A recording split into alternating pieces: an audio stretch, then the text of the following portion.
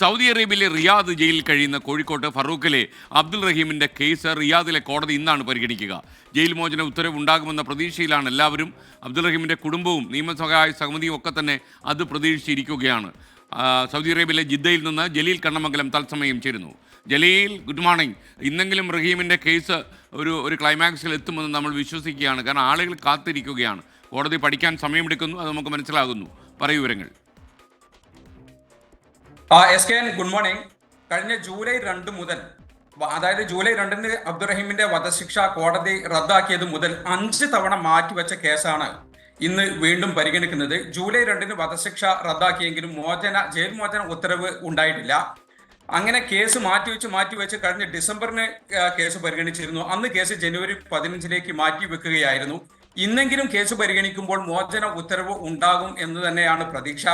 മറ്റു തടസ്സങ്ങളൊന്നും കാണുന്നില്ല, ജയിൽ മോചനത്തിന് മറ്റു തടസ്സങ്ങളൊന്നും കാണുന്നില്ല എന്നാണ് റിയാദിലെ നിയമസഹായ സമിതി അറിയിക്കുന്നത്. ഇന്ന് രാവിലെ സൗദി സമയം 8 മണിക്ക്, ഇന്ത്യൻ സമയം രാവിലെ 10:30-നാണ് റിയാദിലെ ക്രിമിനൽ കോടതി കേസ് പരിഗണിക്കുന്നത്.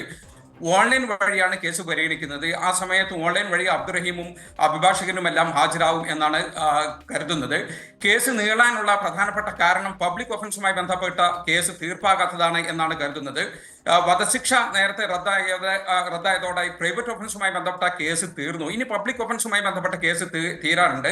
സൗദിയിലെ നിയമപ്രകാരം കുറ്റം ചെയ്തതിന് ജയിൽ ശിക്ഷയോ പിഴയോ ഉൾപ്പെടെയുള്ള മറ്റു പബ്ലിക് ഒഫൻസുമായി ബന്ധപ്പെട്ട ചില ശിക്ഷകൾ അനുഭവിക്കേണ്ടതുണ്ട്. എന്നാൽ കഴിഞ്ഞ 18 വർഷം ജയിലിൽ കിടന്ന ഒരു സാഹചര്യത്തിൽ അബ്ദുറഹീമിന് ഇനി അത് അനുഭവിക്കേണ്ടി വരില്ല എന്നാണ് കരുതുന്നത്. ഇന്ന് മോചന ഉത്തരവ് ഉണ്ടായാൽ അത് അബ്ദുറഹീമിന് നാട്ടിലേക്ക് പോകാം. പക്ഷേ റിയാദ് ഗവർണറേറ്റിന്റെ അനുമതി ലഭിക്കേണ്ടതുണ്ട്. ഗവർണറേറ്റിന്റെ അനുമതി ലഭിച്ചാൽ നാട്ടിലേക്ക് യാത്ര ചെയ്യാൻ ആവശ്യമായ യാത്രാ രേഖകളും മറ്റും റിയാദിലെ ഇന്ത്യൻ എംബസി തയ്യാറാക്കുകയും ചെയ്തിട്ടുണ്ട്. നമുക്കറിയാം, 15 മില്യൺ റിയാൽ ദിയാധനം നഷ്ടപരിഹാരം നൽകിയ ശേഷമാണ് അബ്ദുറഹീമിന് ഈ കൊല്ലപ്പെട്ട സൗദി ബാലന്റെ കുടുംബം മാപ്പ് നൽകിയതും വധശിക്ഷ റദ്ദാക്കിയതും. ഇനി ജയിൽ മോചനത്തിനുള്ള കാത്തിരിപ്പിനാണ്. ആ ഒരു പ്രതീക്ഷയിലാണ്, ഇന്ന് ആ മോചന ഉത്തരവ് ഉണ്ടാവും എന്നുള്ള പ്രതീക്ഷയിലാണ് അബ്ദുറഹീമും കുടുംബവും നിയമസഹായ സമിതിയും മലയാളികളും എല്ലാം. Thank you.